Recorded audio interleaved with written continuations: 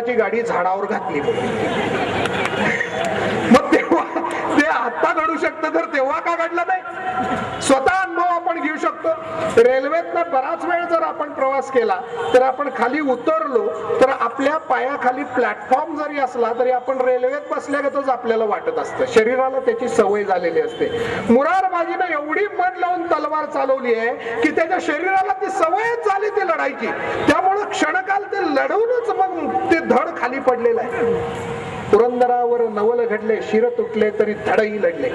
अरे स्वतः गेलो तरी आपल्या निष्ठा तुटता कामा नयेत, हा मुरारबाजी नावाच्या मृत्युंजयाचा संदेश आहे. आपण मेलो तरी आपल्या निष्ठा कायम पाहिजेत. आपल्या हाडातनं सुद्धा आपल्या निष्ठाच व्यक्त झाल्या पाहिजेत. आपल्या राखेतनं सुद्धा आपल्या निष्ठाच व्यक्त झाल्या पाहिजेत. निष्ठा अभंग उरी ठेवून मार्ग चाला, आव्हान देऊनी उठा नितसंकट आला, आशिष देईल तुम्हा तुळजा भवानी, जिंका आदेश दिला शिवभूपतीने. या निष्ठा ठेवल्या तर तुम्ही सुद्धा आयुष्यात जगाल, जिंकाल.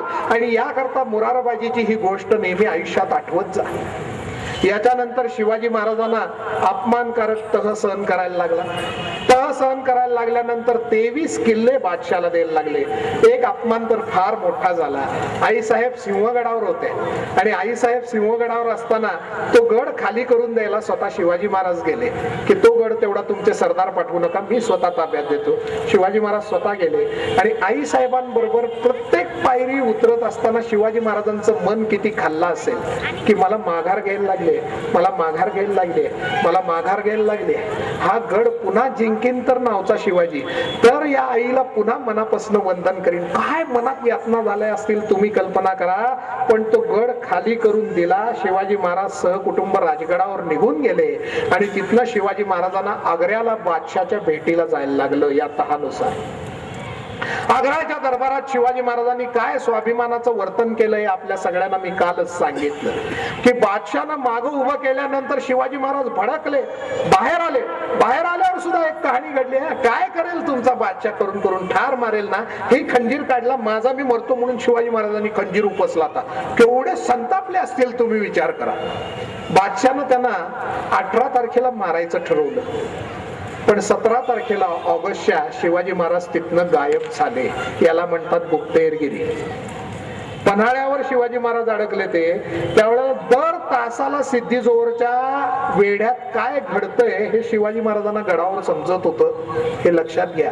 या पद्धतीची रचना शिवाजी महाराजांनी वापरली आहे म्हणून हे शिवराज्य निर्माण होत गेलं. शिवराज्याचे इतर पैलू मी उद्या सांगेन पण या मृत्युंजयांचा इतिहास बघत बघत आपण पुढे जाणार आहोत. शिवाजी महाराज घोड्यावरनं इकडे आले आणि एक मोठी युक्ती केली.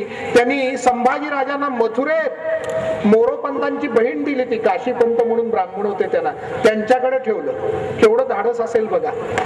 आणि हा संभाजी राजा राहिला सुद्धा. त्याचं वय 8-9 वर्षाचं आहे. बापाल सोडून, आई बापाल सोडून पोरं घरात राहतात नाही. आणि इथं शत्रूच्या राज्यात हा संभाजी राजा राहिलेला आहे आणि त्या काशीपंतांच्या घरात राहिलाय मथुरेला. तेव्हा जातीयता कशी पाळली जायची आणि ब्राह्मणाच्या घरात या मुलानं राहायचंय आणि त्यांनी सांगितलंय महाराष्ट्रातनं आमचा पाहुणा आलाय तर हा ब्राह्मण वाटलाच पाहिजे म्हणून संस्कृत शिकतोय. काय पद्धतीने संभाजीराजे वागले असतील तुम्ही विचार करा आणि त्यांची ताकद काय असेल. तुमच्या विचाराकरता हा मुद्दा इथं सोडतो. आणि शिवाजी महाराज इकडे येताना त्यांनी जाहीर केलं की संभाजीराजे वाटेत मेले. हो, स्वतःच्या पोराविषयी असं बोलायचं. संभाजी महाराज गेले, गडावर येऊन संभाजी महाराजांचे दिवस घातलेत शिवाजी महाराजांनी. राजगडावर येऊन संभाजी महाराजांचे दिवस घातले. औरंगजेबाच्या हेरांनी खरंच सांगितलं त्यानं दिवस कार्य केले म्हणजे संभाजी राजा खरंच मेला. आणि जेव्हा चौक्या पारे डिले झाले शिवाजी महाराजांनी पत्र पाठवलं काशीपंतांना, आता तुमचे जड जवाईर कुटुंब मालमत्ता सगळ्या सकट स्वराज्यात या तुमचा सन्मान करू म्हणून. आणि ते सगळं कुटुंब इकडे आलं. यानंतर शिवाजी महाराज 2 वर्ष तो तह तसाच ठेवून होते आणि त्यानंतर त्यांनी बदला घेण्याकरता पूर्ण तयारीनिशी पावलं उचलली आणि एक एक दिशेला स्वराज्याचा एक एक वीर दौडत निघालेला. आता यात एक गंमत अशी घडली की तुम्हाला एक शिवकालीन खटल्याची गोष्ट सांगतो. बाळाजी बापूजी देशपांडे, चिमणाजी बापूजी देशपांडे यांची मी नावं तुम्हाला सांगितली. त्यांना एक तिसरे भाऊ होते, ते नारो बापूजी देशपांडे म्हणून. ते या 65 सालात मिर्झा राजाच्या लढाईच्या वेळेला कधीतरी गेले. त्यांचा मुलगा केशव नारायण म्हणून होता आणि ते वडिलांपासूनचा एक देशपांडेपणाचा खटला एका दुसऱ्या देशपांड्या बरोबर लढत होते. पुढे निर्णय असा झाला की निळोपंत मुजुमदारनी कुठल्याही वशिल्याची पर्वा न करता पूर्ण निर्णय सत्याच्या बाजूने दिला. कारण शिवराज्य असतं त्यामुळे मोरोपंत पिंगळे सांगत होते की आपल्या स्वराज्यासाठी लढणारे लोक आहेत हे नारो बापूजी, यांच्या बाजून निर्णय द्या. मी ऐकणार नाही म्हणले. तुम्ही माझ्या म्हणजे मोरोपंतांचा त्यांचा मुलांचा लग्न संबंध येणार होता, हे लग्न नाही झालं तरी चालेल, खरं सत्याच्या बाजूने निर्णय देणार. म्हणून त्यांनी या नारो बापूजी बाळाजी बापू यांच्या विरोधात देशपांडेपणाचा निर्णय दिला. गंमत अशी झाली की शिवाजी महाराजांनी सगळे किल्ले परत घ्यायला ज्या वेळेला फरमावलं त्यावेळेस निळोपंत मुजुमदार पुरंदर किल्ला घ्यायला गेले आणि त्यांच्या सैन्यात हा केशव नारायण देशपांडे होता, ज्याच्या विरोधात या निळोपंतांनी निर्णय दिलाय. म्हणजे त्यांनी काय करायला पाहिजे होतं सांगा? या केशव नारायणनी त्यांच्या विरोधात वागायला पाहिजे ना? नाही. एका झडपेत निळोपंतांनी पुरंदर घेतला. का तर हा केशव नारायण देशपांडा त्या लढाईत एवढ्या शर्तीनं लढला की त्यानं स्वतःचं बलिदान पुरंदर किल्ल्यावर दिलं आणि स्वतःचा घोडा स्वर्गावर फेकला मुरारबाजीला सांगायला की मुरारबाजी काळजी करू नको, गड स्वराज्यात आला. अहो, खटल्याचा निर्णय विरोधात देणाऱ्या माणसाबरोबर जाऊन किल्ला घेतलाय. स्वार्थ त्याग म्हणजे दुसरा कुठला असतो मला सांगा? स्वतःची नाती गोती स्वतःचे खटले हे घरात ठेवून टाकायचे आणि स्वराज्याकरता जीवनाची माती करायला पुढे यायचं आणि स्वतः जळायचं आणि इतरांचं जीवन उजळायचं. या पद्धतीचे हे लोक जगत होते म्हणताना शिवराज्य निर्माण झालेलं होतं. या मृत्युंजयानंतर हे पितापुत्र मृत्युंजय झालेत बरं का त्यात. म्हणजे हा नारो बापूजी देशपांडे मुरारबाजींच्या वेळेला गेला आणि त्यानंतर हा मुलगा पुरंदरगडावर गेला. वडिलांकडनं फक्त संपत्तीचा वारसा घ्यायचा नसतो, त्यागाचा सुद्धा वारसा घ्यायचा असतो, बलिदानाचा सुद्धा वारसा घ्यायचा असतो. याचं हे उत्तम उदाहरण म्हणजे देशपांडे पितापुत्र आहे, ते लक्षात ठेवा. ही वाचलेली गोष्ट नसेल तर सेतू माधवराव पगडींच्या शिवाजी राजांची प्रभावळ या पुस्तकात हा खटला डिटेल दिलाय. फक्त तुम्हाला डिटेल सांगायला माझ्यापाशी वेळ नाही म्हणून मी थोडक्यात सांगून पुढच्या हुतात्म्यांकडे जातोय. आणि ही कथा घडली, ही अप्रतिम घडली. आता आपण नाशिक तशी इतिहास घेऊन यायला लागलेलो आहोत. दरम्यान शिवाजी महाराज सुरतेवर जाऊन आलेले आहेत, ते त्र्यंबकेश्वराचं पूजन करून गेलेले आणि त्यानंतर त्यांनी किल्ले ज्या वेळेला परत घ्यायला चालू केलेला आहे त्यावेळेला तानाजी मालुसरे यांचं एक बलिदान घडलं, ते सिंहगडावर घडलं. तानाजीची कथा सगळ्यांना माहित आहे. अहो, हा घरातल्या लग्नाचं आमंत्रण द्यायला आला तर रायबाच्या त्यावेळेला गडावर इकडं राजगडावर शिवाजी महाराज आणि जिजाऊ माता बोलत बसले ते की शिवबा सिंहगड आला पाहिजे रे. शिवबालाही तेच वाटत होतं, कारण जिजाऊ मातांना स्वतः उतरून तो गड ताब्यात द्यायला लागला था. त्यामुळे सिंहगड आल्याशिवाय मजा नव्हती. आणि त्यावेळेस तानाजी आल्याची वर्दी आल्यावर महाराजांच्या तोंडून आपसुक शब्द बाहेर गेले असतील, अरे वा, आपण काय गडाचा विषय काढला आणि त्या क्षणी तानाजी आला. यापेक्षा योग्य माणूस कुठला बरं गड घ्यायला? कारण हा तानाजी अफजल खानाच्या लढ्यात होता, तेव्हापासून शिवाजी महाराजांबरोबर आहे. पहिल्या लढाईपासून शिवाजी महाराजांचा बालमित्र. यानं कधीही सेनापती पदासाठी हट्ट धरला नाही, यानं कुठलंही कॅबिनेट रँकचं मंत्रीपद मागितलेलं नाही. हा सुभेदार म्हणून राहतोय. प्रचंड पद्धतीचा महाराजांवर विश्वास असून, जीव असून, महाराजांचा जीव याच्यावर आहे. खरं निष्ठेनं स्वराज्याची सेवा स्वतःला दिलेलं काम करणं, या पलीकडे याला जीवन माहित नाही. असा तानाजी येतो आणि तो महाराजांना म्हणतो, महाराज काय शकून झाला सांगा ना. अरे नाही, सिंहगड घ्यायची बात चाललेली होती, आता आज्ञा निघालो म्हणेपर्यंत महाराजांच्या लक्षात आलं, तुम्ही कशा करता आला तर ते आधी सांगा. नाही म्हणले, सहज भेटायला आलो तो. नाही नाही नाही, तुम्ही उमरट गावाला गेला होता. उमरट हे तानाजीचं गाव, प्रतापगडा पलीकडचं. उमरटला गेला होता आणि तिथनं आलाय म्हणजे काहीतरी घरात मोठं काम दिसतंय आणि बरोबर सूर्याजी सुद्धा तुमचे बंधू दिसतात, त्यामुळे काहीतरी गडबड दिसते. तेवढ्यात तानाजींच्या स्त्रिया सगळ्या या राणी वशात गेल्या त्या आणि तिकडून आतनं जिजाऊ साहेबांसाठी वर्दी आली की रायबाच्या लग्नाची आक्षेप द्यायला ही मंडळी आली. महाराज म्हणले, अरे रायबाचं लग्न म्हणजे आमच्या पुतण्याचं लग्न, कोंडाणा काय कधी जिंकू, मोठा बार उडवूया चला. त्यावेळेस तानाजीनं दिलेलं उत्तर लहानपणापासून आपण पाठ केलेलं आहे, आधी लगीन कोंडाण्याचे मग रायबाचे. स्वतःच्या मुलाचं लग्न लांब पठून हा गेला स्वारीवर. अहो, या शाहिस्ते खानानंतर जसवंत सिंग राठोडाला 6 महिने वेडा टाकून वर्षातून जो कोंढाणा जिंकता आला नव्हता एका रात्रीत तानाजीनं जिंकला. एका रात्रीत दोणागिरीच्या अवघड कड्यावर गस्त नव्हती, तिथनं त्यानं घोरपड चढवून का कपारातनं मावळे चढवून दोन्हीपैकी एक काहीतरी घडलं. वर सैन्य चढवलं, जबरदस्त लढाई झाली. उदयवान राठोड सुद्धा जोरदार लढणारा होता. तानाजी आणि उदयवान दोघेही एकमेकावर वार करता करता धारातीर्थी पडलेले आहेत. मावळे क्षणभर घाबरून पळायला लागले तेव्हा सख्खा भाऊ म्हणतोय सूर्याजी, अरे तुमचा बाप इथं मरून पडला आणि पळताय काय? म्हणला लढा. ही लढली मंडळी, जिंकला सिंहगड जिंकला आणि तिथं आग पेटवली. ते बघून मध्यरात्री महाराज सिंहगड बघायला निघाले. माझा तान्या जिंकला म्हणून, आणि बघायला काय मिळालं? मित्राचं प्रेत, गळ्यातली कवड्याची माळ त्याच्या प्रेतावर महाराजांनी ठेवलेली आहे. महाराज प्रचंड कृतज्ञ होते सगळ्या बाबतीत, पण घरचं लग्न सोडून गेला म्हणजे स्वार्थ सोडून देश कार्यात पडायचं असतं. याचा मोठा आदर्श तानाजी मालुसऱ्यांनी दिलाय. तानाजी मालुसऱ्यांनी आणखी एक संदेश दिला की जीवनात कुठलीही गोष्ट किती अवघड असेल तर तिला एक दोणागिरीचा कडा असतोच की ज्याच्याकडनं आपल्याला चढून तो किल्ला जिंकता येतो. हा संदेश पुढे फलटणच्या सुभेदार श्रीरंग लावंडनी दुसऱ्या महायुद्धात वापरलाय बरं का. सुदान मध्ये रोडॉक नावाचा किल्ला इटाजी लोकांच्या ताब्यात होता आणि इंग्रजांच्या हाताखाली हे लढत होते सुभेदार लावंड. आणि हे लढत असताना इंग्रज अधिकाऱ्यांना काही केल्या तो किल्ला घेता आला नाही, कारण वरनं बॉम्ब वर्षाव होत होता. त्यावेळेला लावंडांनी सांगितलं एक प्रयत्न मी करू का माझ्या पद्धतीनं. इंग्रज वेढा उठवणारच होते कंटाळून. ते म्हणले करा. म्हणल्यानंतर यांनी ही मराठी फौज सगळी स्वतःची बरोबर घेतली आणि शिवाजी महाराज की जय म्हणून तानाजीच्या पद्धतीनं दुर्लक्षित अशा अवघड कड्यावरनं त्या किल्ल्यावर हल्ला केला. तानाजीचं स्मरण करूनच केला असेल, शिवाजी महाराज की जय, शिवाजी महाराज की जय. आणि इंग्रजांच्या असं लक्षात आलं की अरे हे जिंकतायत म्हणल्यावर इंग्रजही म्हणायला लागले शिवाजी महाराज की जय. काय मजा घडली असेल की या घोषणेत काहीतरी जादू आहे आणि तो किल्ला जिंकून दाखवला. आयुष्यात कुठलाही अवघड प्रश्न आला तरी आपणही लक्षात ठेवायचं की एक दोणागिरीचा कडा असतो, एक नाजूक बाजू असते आणि तिकडून आपल्याला जिंकता येतं. कारगिलचं युद्ध सुद्धा आपल्या सैनिकांनी या तानाजीच्या पद्धतीनं जिंकलेलं आहे, लक्षात घ्या. हा लढा झाल्यानंतर दिलेर खान आणि बहादूर खान यांचं 60,000 सैन्य स्वराज्यावर लोटून देण्यात आलं. बहादूर खान दख्खनचा सुभेदार होता, औरंगजेब भलता खवळलेला होता. दिलेर खान आणि बहादूर खानाचं सैन्य आलं आणि त्यांनी साल्हेर किल्ल्याला वेढा घातला. हा साल्हेर किल्ला नाशिक जिल्ह्यातला आहे तुमच्या, आणि त्याला वेढा घातला. हा सगळ्यात मोठा किल्ला आहे. सगळ्यात मोठ्या किल्ल्याला सगळ्यात मोठी सेना वेढा घालून बसली ती 60,000ची. आणि इथे एक गंमत घडणार होती. महाराजांनी मोरोपंत पिंगळ्यांना सांगितलं. मोरोपंत पिंगळ्यांनी हा त्र्यंबकगिरी घेतला बरं का स्वराज्यासाठी, याच काळात घेतला.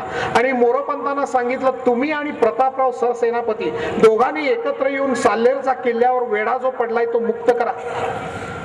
गंमत अशी झालेली आहे, दिलेर खानानं साल्हेरला वेढा घातला आणि हा वेढा खूप दिवस चालणार हे लक्षात घेऊन या स्वारीचा पहिला विजय पटकन नोंदवूया म्हणून एक छोटेखानी याच माळेतला किल्ला आहे, त्या किल्ल्याचं नाव आहे कणेरगड, म्हणून त्या किल्ल्यावर त्यानं हल्ला करायचं ठरवलं. हा कणेरगडाचा माथा अतिशय छोटा आहे, त्याच्यावर फार तर 1,500 लोक राहू शकतात, म्हणजे जे नेहमी राहणारे त्यात आलेले सैन्य, याच्या पलीकडे माणसं राहू शकत नाही. हा किल्ला कसा आहे, कुठेतरी छापा टाकायचा तात्पुरता मुक्काम करायचा किल्ला आहे. त्या किल्ल्यावर किल्लेदार होता रामजी पांगेरा.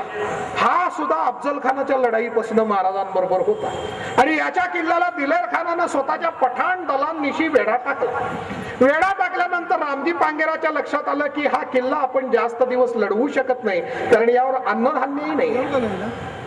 गंमत अशी झाली, महाराजांचे वीर कसे होते बघा. हा रामजी पांगेरा सगळ्या लोकांना एकत्र करून त्यांच्या समोर आला आणि त्यानं प्रश्न मांडला, निदान करायचंय, किती जण तयार आहे सांगा. काय सांगितलं?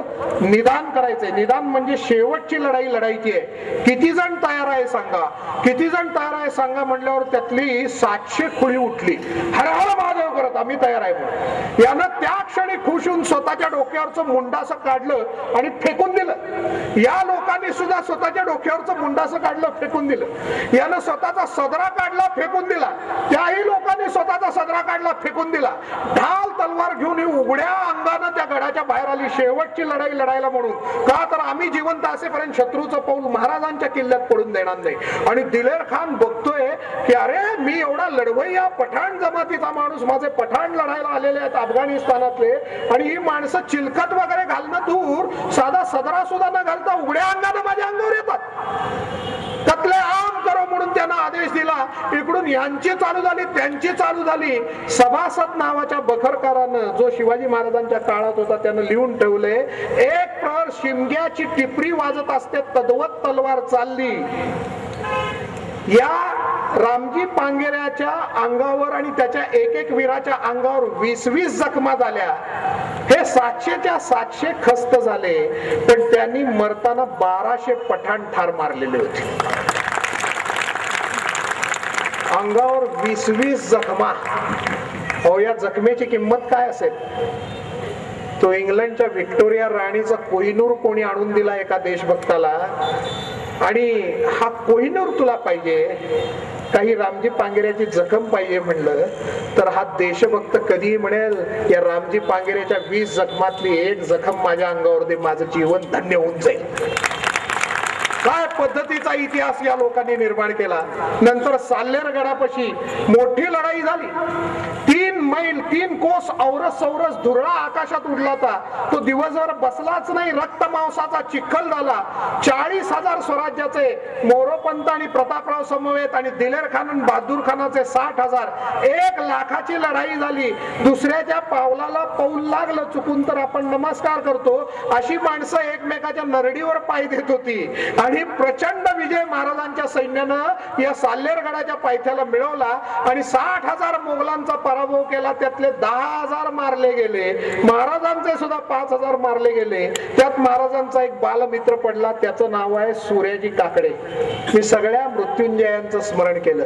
हे सगळे मृत्युंजय का बरं? आता शेवटच्या मृत्युंजयाकडे जायचंय. मृत्युंजय यांना का म्हणतो एवढं सांगतो. रामायणाचं ज्या वेळेला युद्ध झालं त्यावेळेला त्या युद्धात रामाकडचे जेवढे गेले, रावणाकडचे जेवढे गेले, रावणासकट, त्या सगळ्यांना मोक्ष मिळालाय. कारण प्रभू रामचंद्र प्रत्यक्ष मैदानात असताना हे सगळे मेलेत म्हणून.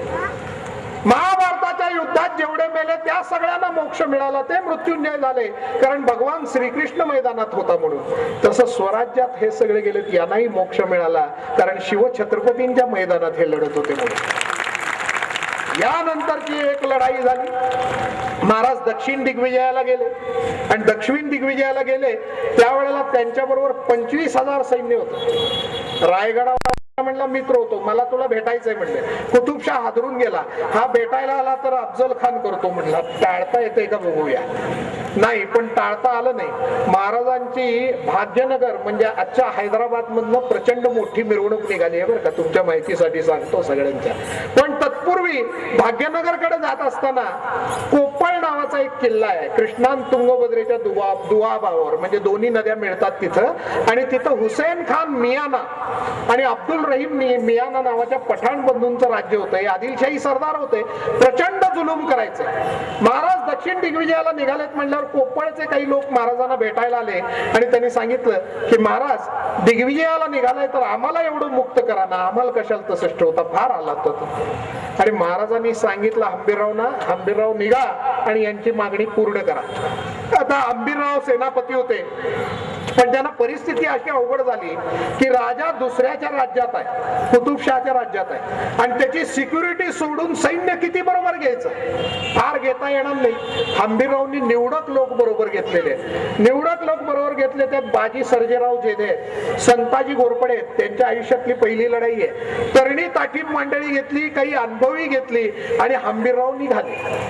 इकडं ही बातमी हुसेन खान मियानाला गडावर लागलेली होती. आणि हुसेन खान मियानानं काय केलं, सर्व सैन्य एकत्र केलं, स्वतः हत्तीवर धनुष्यबाण घेऊन बसला आणि किल्ला सोडून या सैन्याच्या अंगावर निघाला. आता गुप्तहेर पेरून माहिती काढणं वगैरे या गोष्टी घडल्या नव्हत्या. समोर दुर्ळा दिसायला लागल्यावर हंबीररावनी ओळखलं काय झालंय.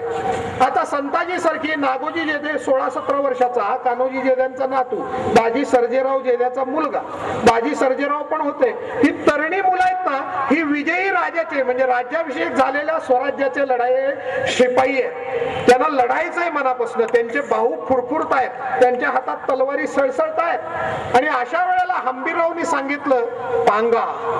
समोरनं सैन्य यायला लागलेलं होतं, हे सगळ्या तयारीत आहेत. पांगायला सांगितल्यावर हंबीररावांचं सैन्य असं पांगलं. आता हंबीरराव म्हणले फिरा. फिरा म्हणजे तोंड फिरवा. सगळ्यांनी तोंड उलटी फिरवली आणि म्हणले पळा. ही काय भानगड, आम्ही लढायला म्हणून आलो महाराजांचे लोक आणि आमचा सेनापती आम्हाला पळायला सांगतो. पण हंबीररावांवर विश्वास होता की हा किती बुद्धिमान लढवई आहे हे सगळ्यांना माहित होतं. सेनापतीची आज्ञा मोडून चालणार नव्हतं. हंबीररावने पळा म्हणून सांगितल्यावर सगळे पळायला लागले. हुसेन खान मियानाला दिसलं मराठ्यांची फौज पळतीये, त्याचे बाहू फुरफुरले, त्यानं त्याचं सैन्य जोरात पुढे घुसवलं आणि भूगोलाची परिस्थिती योग्य रीतीने आल्यानंतर हंबीरराव म्हणले फिरा आणि लढा. गंमत अशी झाली की ह्या अशा रीतीने पांगलेल्या मराठी सैन्याचा वेढा हुसेन खानच्या सैन्याला पडला. त्यामुळे मधले हुसेन खानचे सैनिक हे निकामी झाले आणि या वेढ्यावरचे म्हणजे वर्तुळाच्या बाहेरचे सैनिकच फक्त लढाईला उपयोगी ठरले. हंबीररावने एका बुद्धीच्या डावात निम्म सैन्य निकामी करून टाकलं आणि ही सगळी जोरदार लढायला लागली. दणका लढाई चालू झाली. कापा कापी म्हणजे जोरदार. त्यात हंबीरराव लढतायत म्हणजे ही तरणी सोडतायत वय. एक घाव एक मुंडक, एक घाव एक मुंडक. आणि सभासदांनी वर्णन असं केलेलं आहे या लढाईचं की स्त्री भांग पाडत असताना मधनं जशी रेग उठते तशा पद्धतीनं हंबीरराव आणि तर्ण घोडदळ त्या सैन्याच्या मध्ये हुसेन खानच्या हत्तीच्या बाजूने घुसायला लागले. किंवा आकाशात वीज चमकावी तसे हे चमकत मध्ये घुसले. म्हणजे वेढा तोडून आता मध्ये घुसलेत बरं का बाजी पलटल्यावर. तेवढ्यात हुसेन खान मियाना येता मौत ओरडला हुजूर. गंमत अशी झाली, हुसेन खान मियानानं झटकन धनुष्यबाण घेतलेलं असं वळून बघितलं. समोर घोड्याचे 2 पाय उचलले गेले ते आणि त्यावर साक्षात यमराज बनून नागोजी जेले